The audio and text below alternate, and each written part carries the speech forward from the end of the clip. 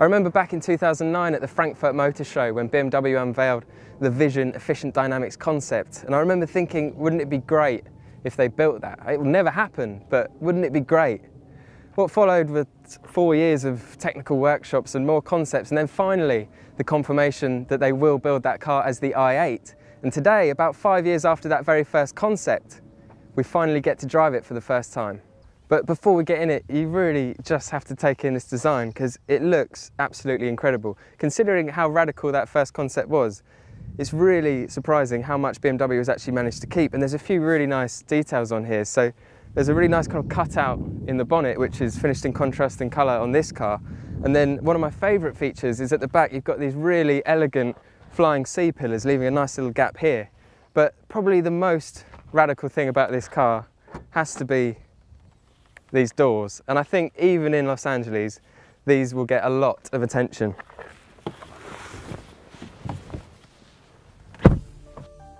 Underneath the high-tech skin is a combination of 3 power sources: a 129 brake horsepower electric motor driving the front wheels, a 227 brake horsepower 3-cylinder turbo driving the rears, and another small boosting electric motor which also works as a generator.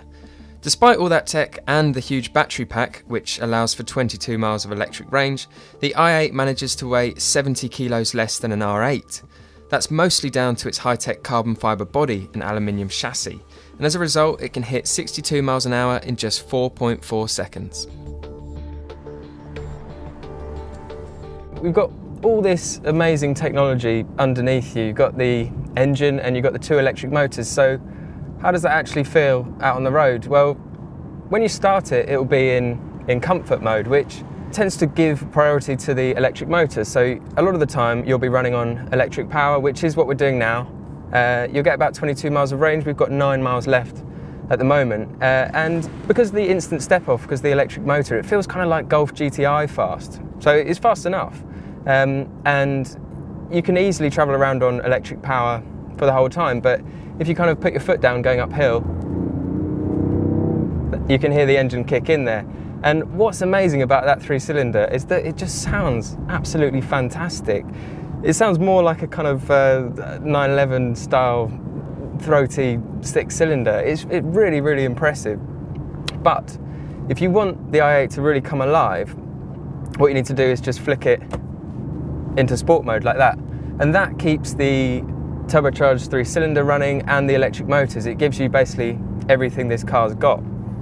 And again, so you've got the engine, it sounds even better, and because you've got that electric motor giving you the instant shove, then it feels fast then, and then as soon as that starts to get a bit inefficient, then the engine kicks in, takes you a bit further, and it's just like you might expect like a surging stepped acceleration, but it's not. It's really smooth. It's kind of like a blisteringly smooth 0 to 62 time of 4.4 seconds, and it's just so impressive.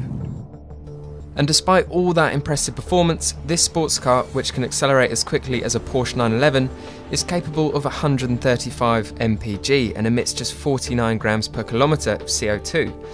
Those figures are better than a Toyota Prius, a Yaris hybrid, and almost any other eco car you can think of.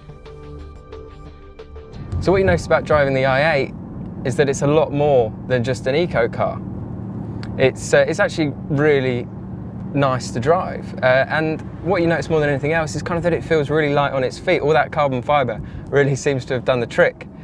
So we found some great roads around here, some kind of narrow canyon roads in the hills of LA, and it feels right at home on there despite the fact it's so wide. And what stands out is the fact that the steering is really nice. It's light. And you get a really crisp turn-in. So if you're expecting an M car, it's not an M car. It kind of has a character all of its own in that sense. It's not a big oversteering brute. It's more clinical than that. So you can power out of a corner and you can feel, just as the back tyres start to lose traction, the fronts will come in and they'll just drag you out. So it's really forgiving. Not quite as sharp as a 911 maybe, but different. And it's something that I really like. What's amazing about the i8 is the amount of technology that you get for your money. So obviously you get the carbon fibre body and you get the 3 powertrains and you get the 4-wheel drive, and you even get high-tech options like laser headlights. So all of that comes for a price of £100,000, and that is a lot of money, but it's about what you pay for a 911 or an Audi R8. And if you ask me which one I'd have, I'd definitely go for this car, because I'm a big fan of technology and I'm a big fan of design, and this makes both its rivals look old hat in terms of both those things. Now, the 911 may be a bit sharper, but what's clear is that BMW has definitely done enough to keep the likes of Audi and all other sports car manufacturers on their toes. Click on the video windows to watch our review of the Porsche 911 or the Audi R8. Click on the red play icon to watch our very latest video and the Auto Express logo to subscribe to our channel.